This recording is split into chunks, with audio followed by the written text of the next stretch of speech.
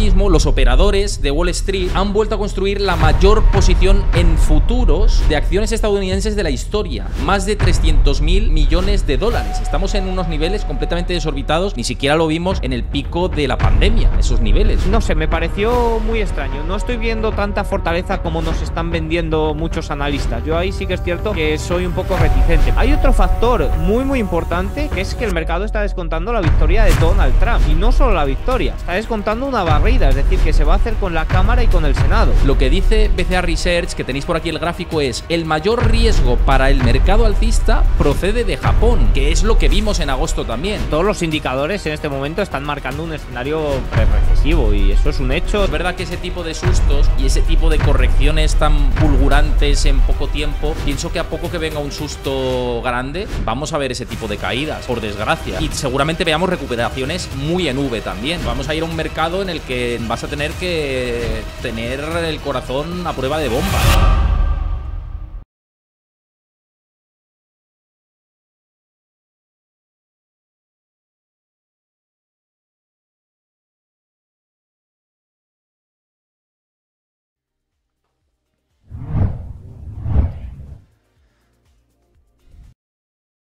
Un día más con todos nosotros y en un momento en el que toca repasar los informes de research de los bancos de inversión, poco más en ese sentido, pero sí un informe muy llamativo de DCA Research hablando de lo que hace o lo que puede hacer peligrar al mercado alcista. Pero antes, bienvenido Diego, muchísimas gracias por estar por aquí como siempre y ya sabes que conversar contigo es como cuando nos quedamos a tomar un café, una Coca-Cola o lo que sea y la gente lo percibe así, yo creo. Muy buenas, Héctor, Cris también por el chat, encantado de estar por aquí con vosotros, la verdad. Como dices, al final estamos un poco a expensas de datos, de eventos importantes. Ahora mismo el mercado pues está un poco, yo creo que comportándose un poco fluido, ¿no? Tendencia alcista, pues evidentemente fortaleza alcista, pero la verdad sin catalizadores realmente importantes esta semana que agiten el árbol. Vamos a ver qué pasa con todo esto, ahora lo vamos a ir comentando, pero antes os recuerdo, los que veáis esto desde YouTube, que si os gusta este contenido, si lo queréis apoyar, la única manera de hacer visible que apoyáis este canal es que dejéis vuestro like, así que no os cuesta nada, dejad vuestro like, dejad vuestro comentario, es la única manera de apoyar, como digo, este contenido, y también suscribiros al canal si no estáis suscritos, no cuesta nada, tenéis ahí el recordatorio, suscribiros a mi canal y le dais a la campanita para que os recuerde cuando subimos vídeos, es el recordatorio que siempre hacemos para los que nos veis desde YouTube, que sé que sois muchos. Dicho esto, empezando por quizá poniendo el foco de cara a lo que van a ser las reuniones de la Fed, principalmente, ¿no? De otros bancos centrales al final van a la cola. En las últimas perspectivas con respecto a los tipos de interés otra vez han cambiado, ya sabemos que estamos muy vigilantes de lo que hace el mercado laboral y también la inflación, y en este caso parece que los bonos están repuntando, y como los bonos están repuntando, descuentan quizá que la inflación otra vez pueda dar algún que otro susto en próximos meses, y se descuenta que en noviembre no van a bajar tipos de interés, que los van a dejar como estaban después de bajar 50 puntos básicos. ¿Cómo ves este cambio de narrativas que van fluyendo al final? Pues si te soy sincero, Héctor, aquí no estoy muy de acuerdo. Acabamos de conocer los datos de expectativas de inflación a un año de la Universidad de Michigan y ha salido en 2,7. Se ha mantenido igual cuando hace unas semanas se esperaba 2,9. Estoy mirando el rendimiento, voy a ponerle ahora, no vaya a ser que haya pasado algo y que me haya perdido, pero observando el rendimiento de la letra americana a 3 meses está en 4,48%, es decir, ha caído. Y recordemos que esto es lo que sigue la Reserva Federal. En este momento el mercado está descontando una bajada de tipos de 25 puntos básicos para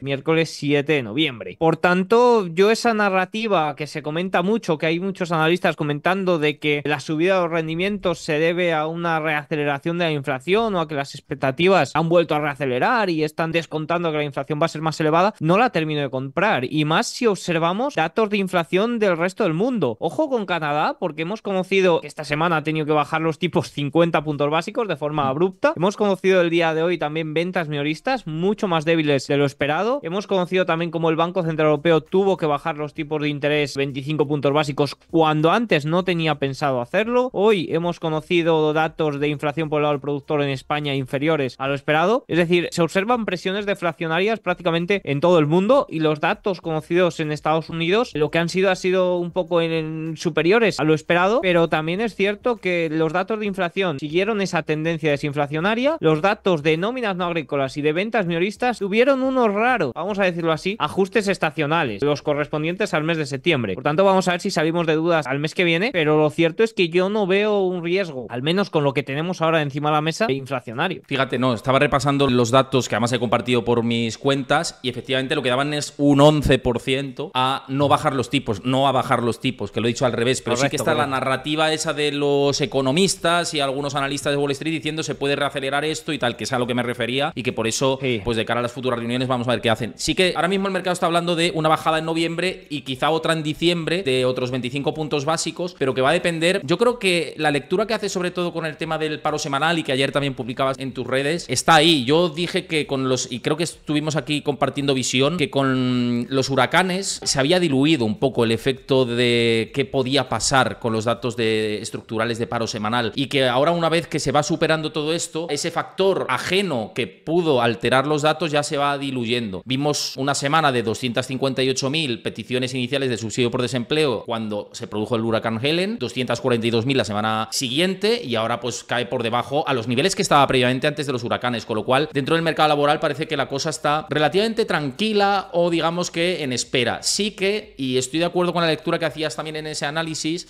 paros de más duración, es decir, el desempleo de más larga duración, que son las renovaciones de esos subsidios, sí que están apuntando hacia máximos desde el año pasado. Y eso sí que es una alerta roja que hay que vigilar de cara a ver qué tenemos en futuros datos. Si se rompe al alza, esto obviamente no es un análisis técnico porque no funciona así los datos macroeconómicos, pero si rompemos al alza ese dato hacia arriba, yo creo que sí que debemos como poco seguir mirando esas lecturas. Pero pienso que hasta diciembre, y esto es un triplazo que me lanzo, pero yo pienso que hasta diciembre, por la campaña de Navidad y el Black Friday, vamos a ver cierta tranquilidad en el mercado laboral y si no la vemos, ahí sí tenemos el susto. En mi opinión, no sé qué piensas. Sí, al final, yo lo decía ayer, vimos unas... A mí al final lo que me muestra son las peticiones iniciales, me muestra si hay despidos, ¿no? Porque al final quien solicita el paro semanal son la gente que acaba de ser despedida, y lo que me muestra las peticiones continuas es las contrataciones, ¿no? Estamos viendo, generalmente cuando el mercado laboral se enfría o se empieza a enfriar, lo primero que se hace es no contratar, porque despedirte cuesta dinero, básicamente. Por tanto, claro, yo lo que estoy viendo es que un enfriamiento bastante claro en las contrataciones, y lo estamos viendo como estas peticiones continuas se está yendo a pues casi 1.900.000. Al final, esto es muy importante porque lo que cuentan las nóminas no agrícolas son esas contrataciones, no los despidos. Por tanto, cuidadito, porque el dato del mes anterior, si restamos ese aumento récord de empleos públicos, habría salido no malo, pero más bien normalito. Renqueante. Salió un dato muy fuerte. Por tanto, quiero ver eso, porque los ajustes estos estacionales de septiembre, no sé si tienen algo que ver con previo a elecciones y tal, pero han sido los mayores ajustes estacionales que se recuerdan este mes. Que sí, que normalmente los datos de septiembre, pues oye, los maestros vuelven a trabajar, también en las ventas minoristas se ve un repunte por la vuelta al cole y demás, y suelen ser un poco más fuertes. De hecho, está esto que se llama el September Effect, de que las tasas, los rendimientos suelen tender al alza durante el mes de septiembre y quizás también inicios de octubre. Pero no sé, me pareció muy extraño. No estoy viendo tanta fortaleza como nos están vendiendo muchos analistas. Yo ahí sí que es cierto que soy un poco reticente, pero sí que es cierto que es que al final los rendimientos han subido 50-60 puntos básicos en apenas un mes. Pero claro, hay que plantearse el porqué de esta subida. Yo veo fundamentalmente 3 puntos, me atrevería a decir. En primer lugar, que los datos económicos no es que hayan sido súper fuertes, pero han sido más sólidos de lo que estaban siendo los correspondientes a julio y agosto, porque recordemos que el inicio de agosto y el inicio de septiembre conocimos datos bastante débiles, sobre todo ese manufacturero, también nóminas no agrícolas, y bueno, pues los datos de este mes han sido en línea o superiores, sobre todo ahí en nóminas y ISM manufacturero en línea, ventas minoristas un poquito superiores, y eso lo que ha provocado es a que el mercado o los rendimientos corrijan, porque los rendimientos americanos a 10 años estaban en el 3,6% a fecha de 18 de septiembre, es decir, estaban descontando una tasa federal de alrededor del 2,5%, cuando la Reserva Federal nos estaba hablando o están hablando de una tasa federal del 3,5%. Es decir, yo creo que ha habido un reequilibrio, yo creo que ahora los rendimientos están equilibrados y descontando esa tasa federal esperada del 3%. Ahora es cuando se volverán un poco a descontar una cosa u otra, ¿no? Si los datos económicos son flojos, pues empezarán de nuevo a ir al alza descontando esa aceleración. Son más sólidos, pues irán al alza descontando que la inflación puede repuntar ligeramente o que los datos económicos van a seguir siendo bastante sólidos. Pero yo creo que los datos económicos han provocado este reequilibrio. Hay otro factor muy importante que son, o que es que el mercado está descontando la victoria de Donald Trump. Y no solo la victoria, está descontando una barrida, es decir, que se va a hacer con la Cámara y con el Senado. Tiene unas políticas en línea de bajar impuestos, pero no nos asegura cómo cómo va a reducir ese gasto, por tanto se interpreta que esa bajada de impuestos se va a pagar con mayor déficit, que lo dice claramente en sus políticas, tanto de Harris como de Trump, el aumento del déficit está en sus deseos, ¿no? Por tanto, esto puede provocar rendimientos altos por más tiempo, una tasa federal esperada, una tasa neutral a futuro, pues más elevada en el rango del 3,5%. Y por último, y ya acabó Héctor,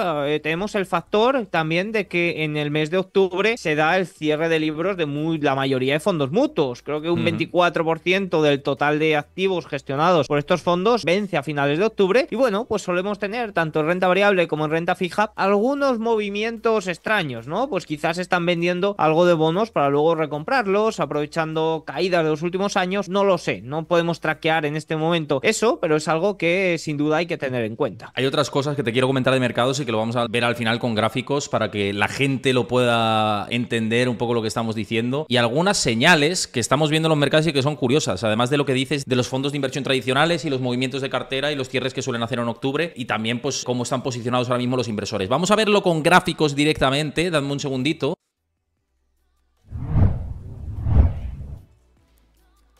Porque fijaos que esto me parece bastante relevante, que os lo compartía en redes, y es que los traders ahora mismo, los operadores de Wall Street, han vuelto a construir la mayor posición en futuros de acciones estadounidenses de la historia, más de 300.000 millones de dólares. Estamos en unos niveles completamente desorbitados, ni siquiera lo vimos en el pico de la pandemia, esos niveles, para que veáis cómo estamos.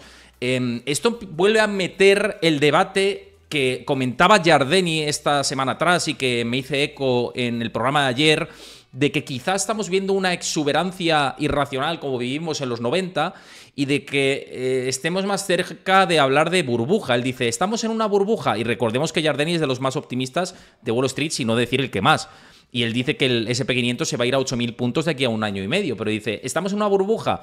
Dice, pues nos estamos empezando a acercar a ello, ¿no? A un momento en el que todo el mundo cree que esto es el festival y que no hay riesgos de cola que se están considerando en los mercados. ¿Tú lo ves así también en parte de que se está obviando ese tipo de riesgos? Que nadie habla de riesgos. O sea, el inversor que está ahí, no, esto tira para arriba, la economía crece, pero no se está teniendo en cuenta ni se está poniendo en precio esta posibilidad, ¿no? No sé cómo lo ves. Y eso que estamos dentro del mercado, ojo, que muchas veces lo hablamos de que hay que aprovechar la tendencia. Pero ¿cómo lo ves eso? Sí, mira, yo datos de posicionamiento, o sea, este dato lo conozco muy bien porque lo repaso prácticamente cada semana. Yo sigo sobre todo 3 datos de posicionamiento, y sí que es cierto que el de futuros es el que más posicionamiento tiene sin ninguna duda. Pero justo en este momento sigo también el posicionamiento de los fondos sistemáticos, de los llamados CTA, que son fondos buscadores de tendencia, que les da igual lo que esté pasando en el mercado. Ellos simplemente siguen la tendencia. Si se rompen niveles, pues aumentan posicionamiento. Si se pierden niveles, pues llevan a cabo ventas. Y también sigo mucho el posicionamiento del mercado de opciones. Y si bien es cierto que el posicionamiento de los futuros está en niveles, bueno, es que ahí lo tenemos, o sea, un posicionamiento récord, pero evidentemente entendible porque la gente quiere ganar dinero y el mercado pues está máximo tras máximo. Este año está siendo espectacular. Pero justo en este momento el posicionamiento de los fondos sistemáticos se ha quedado un poco atrás con las liquidaciones de agosto y de septiembre, y el posicionamiento en el mercado de opciones también. De hecho, veníamos comentando mucho, tanto JJ como yo, como quizás también Cárpatos, Cárpatos también en los vídeos, que estábamos viendo cómo esta subida estaba provocada más bien por este cierre de coberturas, que había muchas coberturas para esta corrección preelectoral, que por entradas de opciones largas, ¿no? No estamos viendo mucho FOMO de compra. Por tanto, esto nos deja con un posicionamiento alrededor del 7, 8 sobre 10, cuando por ejemplo en julio era un posicionamiento 10 de 10. Ahí todos los indicadores de posicionamiento, tanto futuros, fondos sistemáticos, opciones, estaban en máximos, lo que, oye, nos decía, pues ahí toca cualquier cosa que pase, aquí puede haber ventas, ¿no? En este momento sí que es cierto, y también de cara a la importante semana de resultados de la semana que viene, que hay posicionamiento, es decir, que se pueden llevar a cabo compras, como por ejemplo hemos visto con Tesla, que ha saltado un 20%. Eso, cuando el posicionamiento en los 7 magníficos es muy elevado, es prácticamente inviable. Inviable que ocurra, a no ser que presente una cosa estratosférica. Por tanto, también el posicionamiento en los 7 magníficos se ha reducido mucho, que seguro que ese gráfico lo has visto en las últimas semanas, se ha reducido Sí. considerablemente y eso nos da un poco más de soltura a que pueda haber compras en caso de que haya buenos resultados. Ya no necesitamos unos resultados extraordinarios como en los últimos meses para que se compren los 7 magníficos que veíamos, es que era una locura porque veíamos resultados de Nvidia que a lo mejor te subía un 200% de crecimiento interanual y veíamos que apenas se movía el mercado, ¿no? O que había caído el día antes y lograba prácticamente subir ese 7% que había caído y se encontraba más o menos en el mismo punto. Bueno, pues de cara a esta temporada de resultados, si hay unos resultados ya no espectaculares, simplemente buenos, podríamos ver saltos bastante considerables. Pero sin duda, todo este tema de los futuros, pues al final, en el momento que ocurra algo, esto hace que se puedan llevar o que sea más probable las liquidaciones que las compras, que los saltos, que las sorpresas positivas, ¿no? Por así decirlo. Otro punto que quería comentar, le estuve echando un ojo al informe de BCA Research, que bien conoces tú que también sigues los informes de los bancos de inversión, y me llamó la atención un punto que, hablando de riesgos de cola, lo que dice BCA Research, que tenéis por aquí el gráfico, es el mayor riesgo para el mercado alcista procede de Japón, que es lo que vimos en agosto también. Y dice, cuidado con Japón, dice, los mayores riesgos de mercado ocurren cuando hay un extremo económico insostenible y los inversores lo ignoran. Dice, y el ejemplo ahora es Japón. ¿Te parece que Japón sigue siendo uno de los grandes peligros del mercado alcista? La verdad que no lo sé porque no podemos traquear un poco los datos, pero sí que me pregunto, claro, el yen en este momento se ha debilitado frente al dólar, ha vuelto el dólar a una fortaleza bastante importante y ha vuelto el dólar yen a niveles de finales de julio, es decir, toda esa liquidación que ocurrió debido a la fortaleza del yen a principios de agosto, por la que tuvimos que hacer un programa especial en este canal, si te acuerdas, el Sí. 5 de agosto, ha desaparecido. Y coincide con que Nvidia está en máximos históricos. A lo que me pregunto, ¿están volviendo de nuevo estas operaciones carry que se tuvieron que vender de forma abrupta el 5 de agosto? La verdad es que no tengo respuesta, pero oye, blanco y en botella, como se suele decir, ¿no? Estamos viendo cómo el dólar, el yen vuelve a debilitarse frente al dólar, lo cual vuelve a permitir o permite que se puedan financiar en yenes para obtener rentabilidad en dólares. Y estamos viendo a su vez cómo Nvidia está en máximos, que era uno de los valores, las tecnológicas, más beneficiadas por estos activos carry. Cuando ocurrió lo del 5 de agosto, casas de análisis nos decían que se habían tenido que vender entre un 60 y un 70% de estas operaciones carry para tratar de salvaguardar las pérdidas del diferencial, ¿no? Porque coincidió ahí justo que los datos económicos de Estados Unidos eran muy débiles y que aunque la Reserva Federal decidió que no había que bajar los tipos de interés en julio, el mercado ya estaba descontando que lo iba a tener que hacer y que lo iba a tener que hacer de forma brusca, como luego vimos con la bajada del 50%. Y justo en ese momento vimos cómo el Banco de Japón llevó a cabo subidas de tipos. En este momento, el primer ministro que fue elegido hace unas semanas, que ahora veremos a ver si sigue o no en el puesto, porque tenemos elecciones en Japón este mismo fin de semana, tenía un discurso bastante agresivo de cara a subir tipos de interés y demás, y lo moderó muchísimo en cuanto llegó al gobierno. Se ha sumado que esta semana hemos tenido datos de inflación en Japón inferiores a lo esperado. Por tanto, el mercado vuelve a descontar que Japón no se ve obligado a subir los tipos de interés. En cambio, en Estados Unidos, como hemos visto, esta subida de nuevo de los rendimientos, pues oye, quizás no tienen tanta obligación, o el mercado está descontando que no se ven tan obligados a bajarlos, más allá de que luego lo hagan, pero que quizás no se ve tan obligado. Por tanto, me planteo, oye, ¿están volviendo a ver estas operaciones? Porque en caso de que estén volviendo, si el dólar vuelve a debilitarse, si Japón vuelve a tener o el mercado vuelve a descontar que Japón tiene que subir los tipos de interés, podríamos volver a ver unas ventas masivas, sobre todo en las tecnológicas, en este caso uno de los principales valores, Nvidia. Por tanto, Japón es un punto que creo que tenemos que vigilar y que creo que no hay que ignorar, sobre todo con lo que ocurrió en agosto. Sí, yo creo que agosto fue un aviso a navegantes. Había analistas en ese momento que decían, lo de agosto ha sido un ensayo para lo que va a venir después.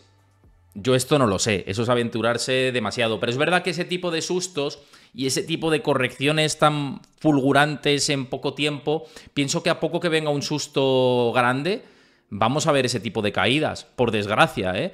Y seguramente veamos recuperaciones muy en V también. O sea, vamos a ir a un mercado en el que vas a tener que tener el corazón a prueba de bombas. O da esa sensación, ¿no? Sí, es que en agosto se juntaron muchas cosas. Se juntó, pues lo que hemos comentado antes de posicionamiento. La verdad es que, oye, había un posicionamiento tan alto en todo, tanto futuros, que eso se mantiene, como CTA, como opciones, que cualquier cosa que ocurriera iban a llevar a venir a cabo ventas. Llevábamos ya unos meses que veíamos datos económicos débiles en Estados Unidos y eran positivos para el mercado porque se intuía que eso iba a traer bajadas de tipos. ¿Qué ocurre? Pues que justo en julio empezamos a ver datos que ya, más que débiles para bajadas de tipos, eran preocupantes y nos indicaban que la Reserva Federal podía estar detrás de la curva. Por tanto, se juntaron muchas cosas. Se juntó también que era agosto y el VIX vimos cómo hizo cosas raras. No es que más que cosas raras, hubo ahí un desajuste de liquidez en el VIX bastante importante que lo llevó a 65. Que luego nos decían que no había estado realmente en 65, sino que habría alcanzado un nivel de 36, pero que llegó a 65 por esos problemas de liquidez justo antes de la apertura. Por tanto, se juntaron muchas cosas ahí que provocaron una liquidación muy, muy rápida. Evidentemente ya sabemos que la frase esta de se sube en escalera y se baja en ascensor, ¿no? O sea, las liquidaciones son rápidas y son como son. Pero sí que es cierto que esto, y aquí incide un poco a lo que hablábamos en el evento de Serenity el jueves pasado, Sí. que coincidimos mucho ahí tú y yo, que el Mm. mercado está cambiando bastante. Creo que los mercados de opciones están revolucionando todo. Veíamos ayer como Nvidia saltaba, o perdón, Tesla saltaba un 20% y aproximadamente no sé cuántos contratos, lo hablaba antes con JJ, eran de opciones a vencimiento diario. Por tanto, es una Joder. locura. A ver si tengo el dato por aquí. La cadena más activa para Tesla de hoy fueron las opciones Call Strike 260 que expiran mañana. Es decir, opciones a vencimiento diario.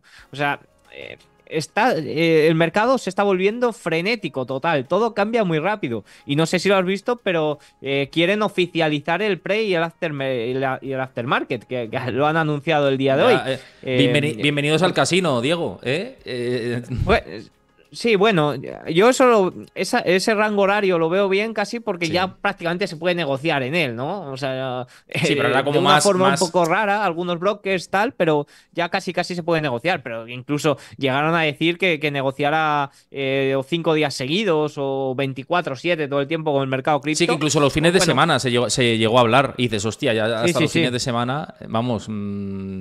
Es verdad que tiene un punto positivo, ¿eh? Lo de que abra los fines de semana. Te viene un ataque de Irán a Israel y tal, y el propio mercado lo puedes parar en ese momento y evitas el. Nunca habría apertura y cierre. Es todo el rato. Si es 24/7, por ejemplo, que también se habla de eso, de 24/7. Dices, hostia, pues ahí te diluyes efectos de apertura, efectos de cierre. El trader tiene que cambiar la manera de operar en ese caso. Pero tampoco es que esté eso encima de la mesa. Está encima de la mesa, pues eso, incluso fines de semana, 5 días full en la semana. Y no lo sé, no sé. Es verdad que se hace más dinero. Y al final está globalizado Wall Street y lo que quiere Wall Street, y yo tuve el honor de entrevistar a la responsable de mercados internacionales del New York Stock Exchange, que tú también has visitado, y bueno, pues quieren su planificación o dentro de su hoja de ruta es seguir generando más dinero. Y al ser el principal mercado del mundo, ¿cómo generan más dinero? Pues permitiendo a alguien de Japón que invierta cuando le apetezca, ¿no? Entre otras cosas. Pero vamos a ver dónde acaba todo eso. Pero es cierto que estoy muy contigo, ¿no? Que eso puede diluir problemas, pero meter otros problemas dentro, ¿no? No sé. Yo personalmente no me gustaría mucho, ¿eh? O sea, me gusta mucho como está. Al final Sí. ocurre algo el fin de semana y bueno, pues lo más probable es que te la comas a la apertura, pero también el tiempo puede digerirlo un poco, en resultados también. Ya tienes Bitcoin No sé. también, ¿eh? Cotizando fin de semana, o sea que en ese sentido es como el indicador Antes no había ni Bitcoin, ¿no? Decías, hostia, ¿cómo va a abrir? Tenías que ir a otras medidas, pero ahora las cripto te marcan un poco lo que puede hacer el mercado, ¿no?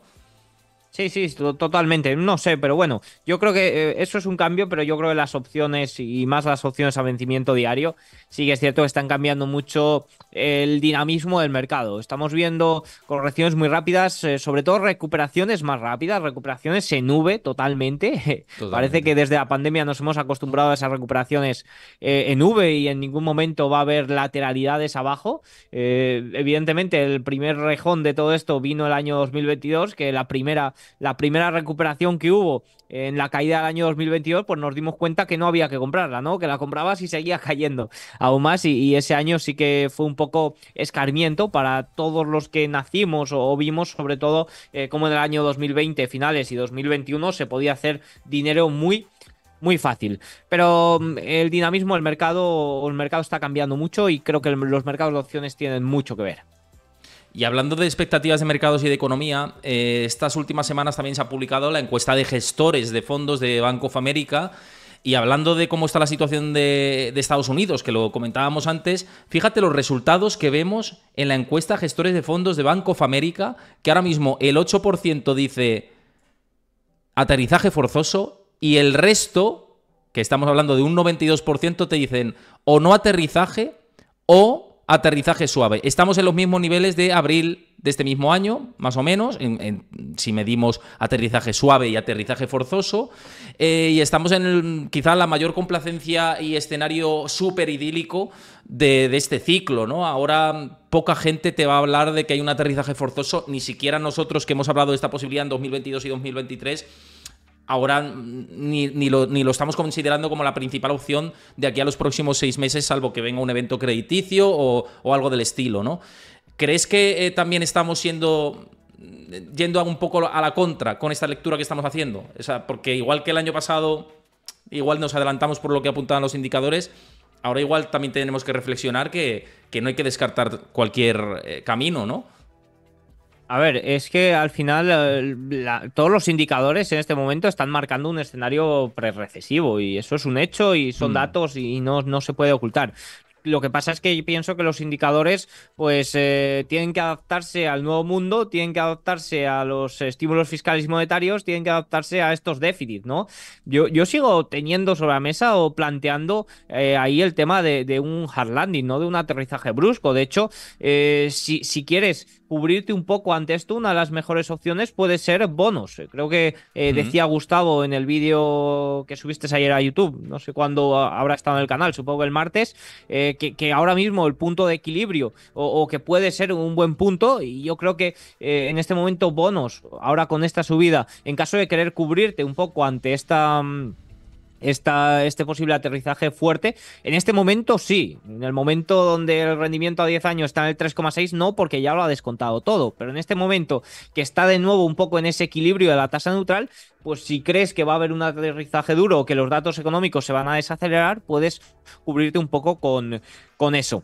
Yo sigo manteniendo ahí mi ventanita de que, oye, aquí la verdad es que todo apunta a un aterrizaje duro, ¿no? A un hard landing, pero hay que ser consciente de que no va a haber aterrizaje brusco si no quieren que no haya aterrizaje brusco, perdón, o hard landing. Y espero que no lo haya, porque, claro, salen muchos comentarios de decir, oye, hay que reducir el déficit, hay que tal. Cuidado si reduces el déficit, porque en ese momento ahí sí que va a haber un aterrizaje duro, de verdad. Es decir, la economía y los mercados son drogadictos de todo esto y no les puedes separar de ello. Y si lo haces, atente a las consecuencias. Ningún político se va a atrever a llevar a cabo estas medidas, porque en caso de que lo haga, no va a ser reelegido en los futuros 4 años. Por tanto, los políticos hay que comprender que son comerciales, que su único objetivo es que dentro de 4 años vuelvan a ser reelegidos, y en caso de que lleven a cabo o quieran llevar a cabo estas medidas, no van a poder llevarlas a cabo. ¿Es un déficit o es un problema este déficit? Bueno, pues si en algún momento no hay demanda de la deuda estadounidense, claro que puede ser un problema. De momento, la verdad es que la demanda y todas las subastas que estamos viendo son medianamente bastante sólidas. Yo creo que, fíjate, dices, no quiero que haya una recesión. Yo te digo personalmente, ya que estamos entrando aquí a conversar y así aportamos diferentes puntos. Yo creo que depende. Yo creo que una recesión cíclica que depure un poco el ciclo y que pues agite la coctelera un poquito, obviamente tiene el dolor del desempleo. Nadie quiere que suba el desempleo. La Fed además está para proteger el mercado laboral, además de los precios, y tendrá que actuar. Y ya de hecho lo que está buscando es eso. Y Claudia Samm me lo dijo aquí en el canal. La Fed está para eso, precisamente, y es lógico que lo haga. Pero, viendo cómo está el ciclo, la manera en la que se está anticipando la Fed para que eso no llegue, y la manera en la que está anticipándose también el gobierno, principalmente el gobierno, para que eso no llegue, lo que haces es evitar un problema de corto plazo que si hubiera estallado en 2022 no habría pasado mucho. Yo creo que era un aterrizaje medio forzoso suave, o habría sido una recesión más o menos llevadera. Por el conjunto, si restas el déficit, lo que creció la economía de Estados Unidos, lo que nos da de resultado es que no habría habido un decrecimiento mayúsculo que nos hubiera llevado a un apocalipsis, ni mucho menos. Entonces, yo creo que si se hubiera depurado el ciclo en 2022 o 2023, habría aumentado el desempleo, pero ahora estaríamos en esa dinámica de volver a tener crecimiento en el mercado laboral. Lo que ocurre es, y vamos, también estás para que opines lo que quieras, ¿eh? O sea, pero el apunte es que si vamos a una dinámica en la que decimos, ¿qué miedo a la recesión? La evitamos, deuda. ¿Qué miedo a la recesión? La evitamos, deuda, deuda, deuda.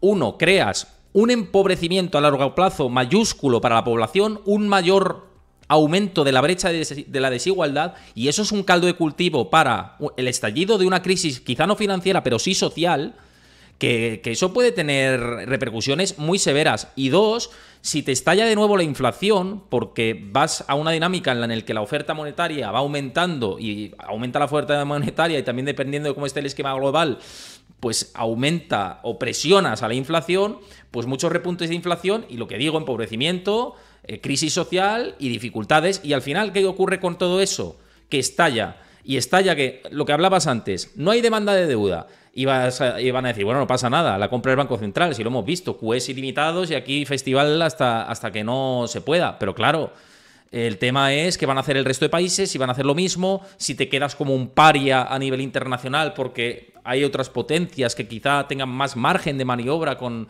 los déficits fiscales. No sé, se abren muchos peligros en el camino. Y yo creo que no miran a largo plazo, están mirando salvar el culo, con perdón, en el corto plazo, sabiendo que generan otros riesgos a largo plazo. Ahora ya termino con esto. Hablaba con Daniel Baeza, que bien lo conoces, hace poquito, y él ya sabes que siempre tiene la teoría de que la deuda no es insostenible, y yo creo que insostenible en tanto en cuanto la deuda no se va a pagar, claro que no es insostenible la deuda se va a pagar. Tú puedes emitir deuda y puedes emitir dólares para recobrar esa deuda. Por concepto base no es insostenible, pero yo digo, a mí lo que me preocupa son los efectos colaterales que tiene esa emisión de deuda. No que no se vaya a pagar, que haya un default por parte de Estados Unidos, que no creo que lleguemos a eso, pero sí los riesgos que te acabo de comentar. No sé, yo sé que vas a estar de acuerdo en la mayoría, pero bueno, no, te dejo que des tu punto. Sí, un grande Daniel, la verdad que me encanta todo lo que publica y el conocimiento con el que lo comunica, la verdad que le admiro por ese lado a Daniel. Y al final creo que es un problema insostenible en caso de que no haya demanda. ¿Y cuál es el problema? Pues la gran pérdida de poder adquisitivo, si es que lo estamos viendo. Y eso que comentas de revueltas sociales es algo que, oye, pues podríamos empezar a intuir en la sociedad. Estamos viendo una brecha ya no solo en cuanto a percentiles económicos, sino también en cuanto a edad, ¿no? Estamos viendo cómo los jóvenes, claro, se están viendo pillados un poco por todo lo que está ocurriendo. Entonces dices, oye, mis padres o mis abuelos quizás lo tuvieron un poco más sencillo para ello. Yo no estoy aquí de acuerdo con ellos ni no, porque por suerte pues me puedo desbancar un poco de esos jóvenes que tienen tantos problemas. Pero sí que es cierto que estamos viendo una brecha social y esto al final es a lo que llevan estas políticas. Es decir, no hay recesión en el corto plazo, pero la pérdida de poder adquisitivo pues es la mayor de los últimos 50 años. De hecho, la liquidez global hace 2 semanas marcó nuevos máximos históricos. Es decir, aunque estemos viendo que Estados Unidos no está haciendo QE, liquidez global, si juntamos todos los países y sobre todo con los últimos estímulos de China, pues estamos viendo cómo ha marcado nuevos máximos históricos. Las 2 últimas semanas ha corregido un poquito, pero ha marcado nuevos máximos históricos este mes, ¿no? Por tanto, la pérdida de poder adquisitivo y la inflación monetaria pues, también ha marcado nuevos máximos históricos. Sí, yo creo que va a ser el gran debate de los próximos años y sé que pues van a haber muchas dificultades asociadas a todo esto. Hace poco veía un programa de la televisión también que estaban hablando de los alquileres y el problema que está habiendo en España con todo esto, que obviamente tenemos unos precios desorbitados en los alquileres, en la compraventa de vivienda. En general, pues hay muchos aspectos en los que hay una brecha importante, es lo que estamos comentando. Y ya estamos viendo cómo hay un hastío, y ese hastío trae peligros, traen populismos cada vez más extremistas, intolerancias por parte de posturas que puedan tener un lado de la sociedad y otro lado de la sociedad. Y si la sangre llega al río, ese es el problema. O sea, que no todo es la economía. La economía, evidentemente, crea este hueco, digamos, y esa brecha que puede terminar estallando y que si hay caldos de cultivo de populismos y llegan al poder y acometen medidas todavía más desastrosas en términos económicos, veremos, ¿no? Uno de los... bueno, hay mucho populismo, ¿no?, en todo el mundo, pero cada vez parece que nos estamos yendo hacia un camino mucho más en esa dirección. Mismamente Donald Trump tiene esas políticas también, o ese discurso populista en muchos sentidos, y veremos a ver con ese déficit que ha... bueno, no es que haya prometido, es que las medidas que propone en su programa electoral Donald Trump nos llevan a un déficit aún peor del que tenemos ahora. ¿Y eso en qué deriva? ¿Puede derivar en mayor inflación, repuntes de inflación? Desde luego que sí. Y además él es partidario de cargarse a Powell y de poner a alguien que ponga los tipos de interés bajos. Entonces, ¿de qué estamos hablando? ¿De que va a poder hacer eso? ¿No lo va a poder hacer? Si hace eso, ¿qué repercusiones negativas tiene? No sé, a veces dan ganas de bajarse del tren del mundo, pero es así. Bueno, sí, al final, de hecho, leía esta semana que Donald Trump está recibiendo muchos apoyos por parte de los sindicatos, que generalmente se intuye que son más por el lado demócrata y que debido un poco a la sensación o a eso que hemos comentado también aquí en alguna ocasión, que quizás los percentiles más bajos de la sociedad están en recesión, pues están viendo una salida un poco por ese lado de Trump y sobre todo por las políticas un poco más en contra de la inmigración y demás. A mí me gusta ser optimista, la verdad. Creo que yo sería el típico que aunque esté todo ardiendo por alrededor, pues seguiría un poco contento y centrado en mi camino y en tratar de hacer lo mejor para mí y todos los que me rodean. Creo que esa es la forma que tenemos hoy en día de salvaguardarnos un poco de todo lo que hay alrededor. Porque estoy viendo una corriente un poco más revolucionaria por todos lados y también aquí en Europa lo hemos visto con las últimas elecciones y ya sin entrar en política y si quieres damos portazo, cómo están saliendo corrientes un poco contrarias pues a todo este Agenda 2030, todo este woke y todo bonito y todo de rosa, y esto al final pues puede provocar en esas revueltas sociales que comentabas antes, porque se están alejando un poco los centros y nos vamos un poco más a los extremos porque lo vemos como la única solución. Y es una pena que sea así, pero por eso... yo que cuando muchas veces aquí intentan meter política y, bueno, hace poco ya sabes que tuve mismamente en mi canal un debate con Eduardo Garzón y Juan Ramón Rayo, que francamente, y lo digo a posteriori, no pasa nada, no lo pasé bien yo, y eso que ellos dos se llevan bien, luego la gente se sorprendería, se llevan bien. Pero pese a todo esto, es enchufar la grabación y entran, pues, sobre todo desde una parte en un despropósito demagógico que me parece tremendo y no lo pasé bien, ¿no? De estando en medio y luego recibir ataques, ¿no? Por estar en medio, precisamente.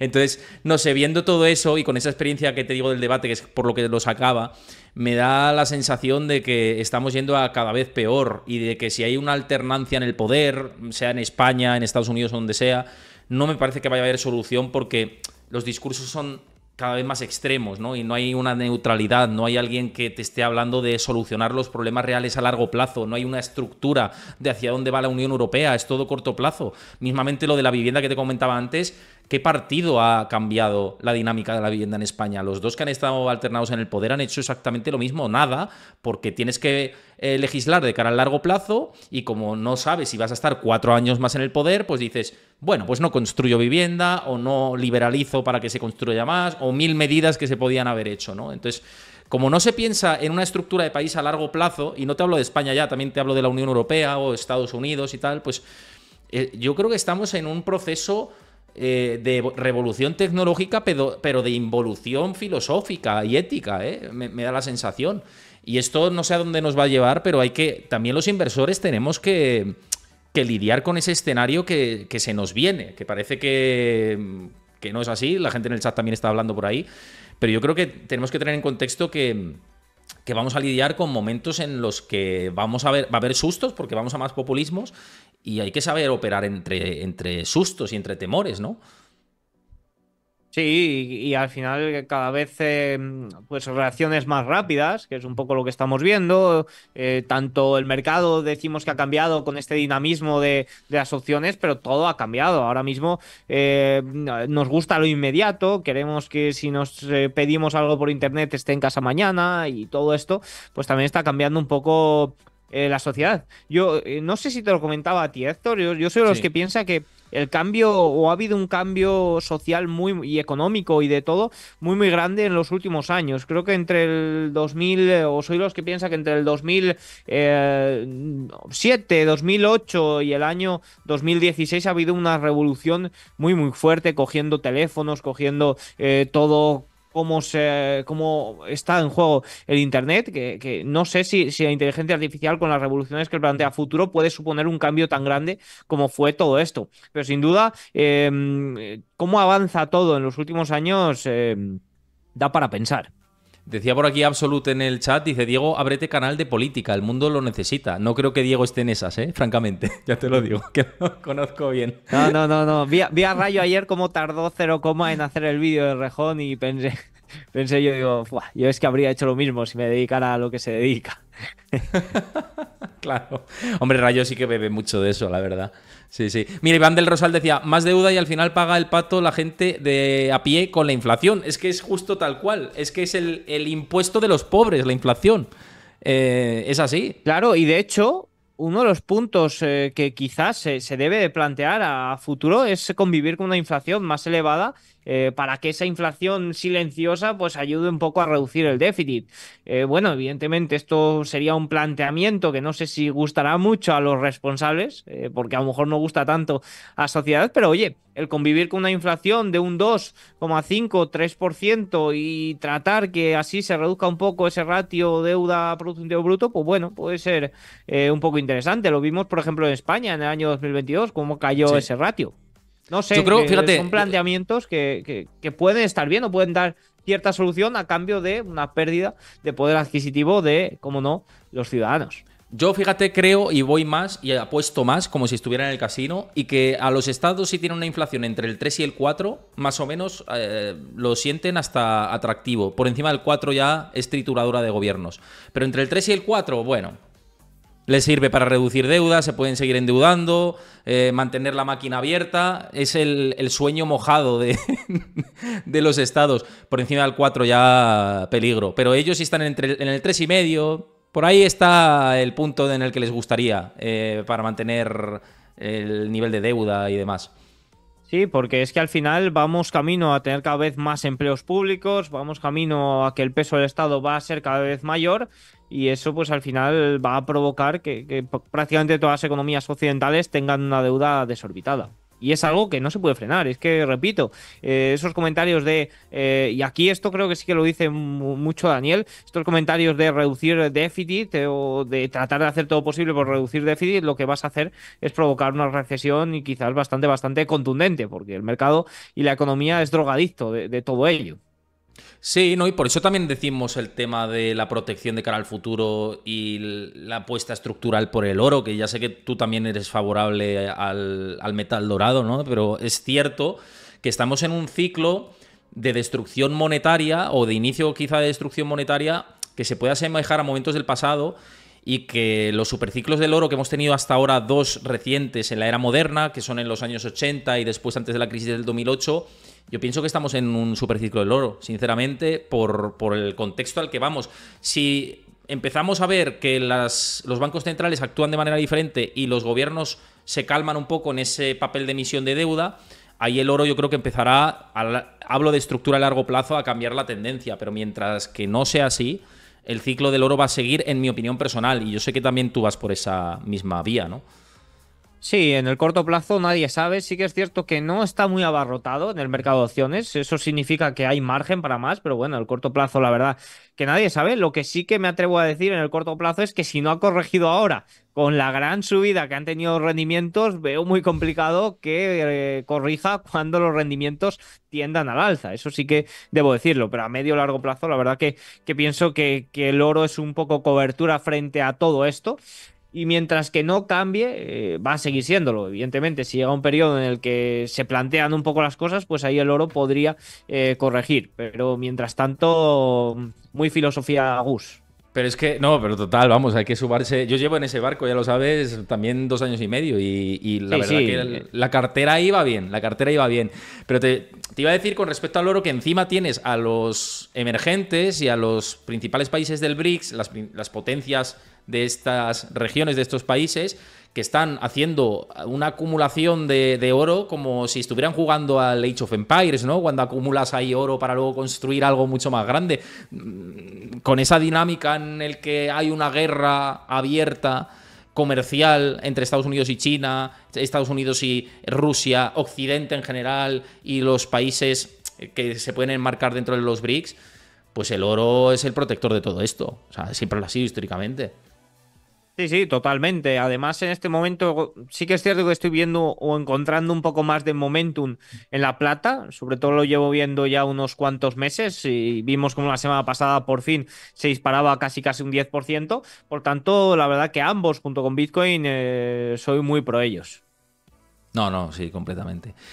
Pues, gente, si os parece, vamos cerrando ya el programa. Creo que ha quedado muy interesante. Un poquito menos de 1 hora, pero tampoco. Yo creo que nos da un poco para más. Sí que podría tirarme hablando con Diego durante más rato, pero es que le voy a ver en el evento de Rankia y si no, nos vamos a quedar de temas sin hablar. O sea que hay que dejar temas pendientes. También es que los programas o este programa, como el vídeo que haré yo ahora en un rato para mi canal, es que tenemos que rascar algo porque es que no hay nada, la verdad. O sea, en estos momentos, tú y yo que somos muy de actualidad, no estamos viendo o no está pasando nada habitual y lo que pasó ayer ya lo comentamos ayer, ¿no? Por tanto, Claro. es un poco...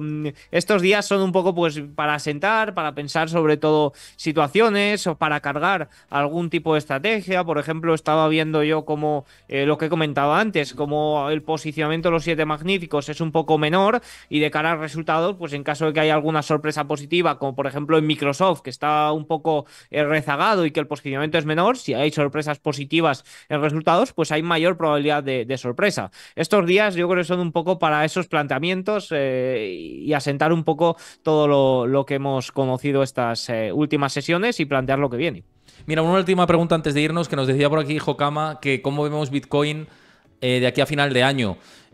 Un poco como yo en Bitcoin estoy un poco como el oro, con menos exposición que en oro, bastante menos, pero pienso que también puede ser un activo que proteja de ese deterioro de la oferta monetaria. Me parece que lo comentamos también en el evento de Serenity Markets, que nos preguntaron por Bitcoin y dijimos que pensando en el largo plazo, pues algo en cartera tienes que tener. Es mi opinión personal. Yo sé que tú vas por la misma línea, pero para que dejes tu punto de vista también. Sí, bueno, como digo, al final a corto plazo nadie sabe. Yo la verdad que sí que tengo posición significativa en Bitcoin. La verdad que me da igual porque es algo que ni siquiera cuento para mí.